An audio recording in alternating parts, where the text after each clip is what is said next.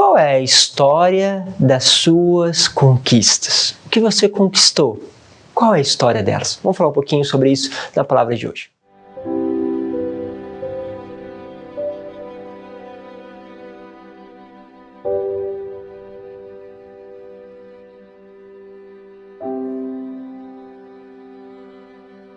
Em nome do Pai, do Filho e do Espírito Santo. Amém. Muitas vezes a gente tem um olhar negativo sobre aquilo que nós encontramos. Esquecemos de ver a história justamente das nossas conquistas. Quantas conquistas aconteceram na sua vida? Quantas delas você percebe Deus? Vamos falar sobre isso, vamos pegar o texto que está em Josué, capítulo 24, versículo de 1 a 13. Diz assim: Naqueles dias, Josué reuniu em Siquém todas as tribos de Israel e convocou os anciões, os chefes, os juízes, os magistrados que se apresentaram diante de Deus. Então Josué falou a todo o povo, ou seja, ele reuniu todo mundo e começou a contar a história. Nós precisamos muitas vezes de fazer isso, reúne a família. Conta um pouquinho das histórias, de como você chegou até hoje, o que você fez, quais foram os seus passos. É difícil hoje ter essa cultura, né? Afinal de contas, quem quer ouvir essas histórias ultimamente? Mas isso precisa começar nas nossas famílias. Nós precisamos ser famílias que gostem de contar histórias, de ouvir histórias. Mas isso começa lá cedo, de pequenininho. Então, se você tem um filho pequeno, começa a fazer com que ele goste de história.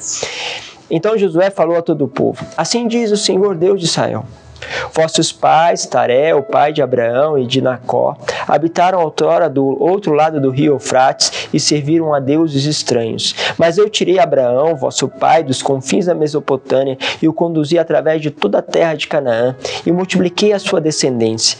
Dei-lhes Isaque, a este dei a Jacó e a Esaú um deles dei em propriedade o monte Seir. Jacó, porém, e seus filhos desceram para o Egito. Em seguida enviei Moisés e Arão e castiguei o Egito com prodígios que realizei em seu meio, e depois disso vos tirei de lá. Fiz, portanto, que vossos pais saíssem do Egito e assim chegassem ao mar.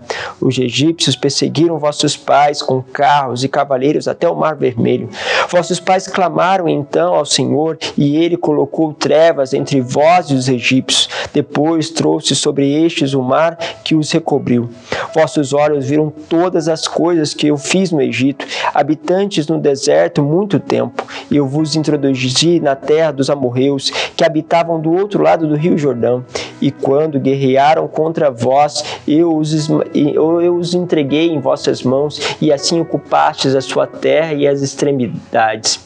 Levantou-se então Balaque, filho de Sefor, rei de Moabe, e combateu contra Israel, e mandou chamar Balaão, filho de Beor, para que os vos amaldiçoassem. Eu, porém, não o quis ouvir. Ao contrário, abençoei-vos por sua boca e os livrei de suas mãos.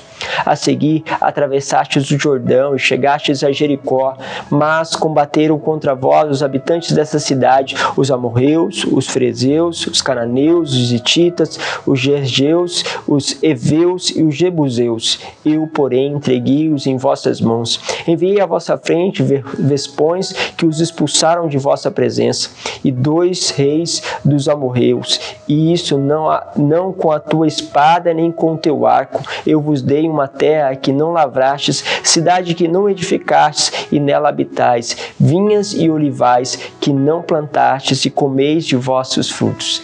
É muito interessante, Deus está aqui mostrando todo o caminho de conquista.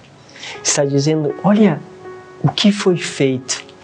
E quando a gente olha para a nossa história, e é tão bonito isso, quantas vezes eu olhando para a minha história, percebo tantas intervenções de Deus, tantas coisas que Deus foi conduzindo, movimentos que Ele foi fazendo, coisas que pareciam que eram percas, mas eram ganhos, porque Deus tinha um propósito maior naquilo.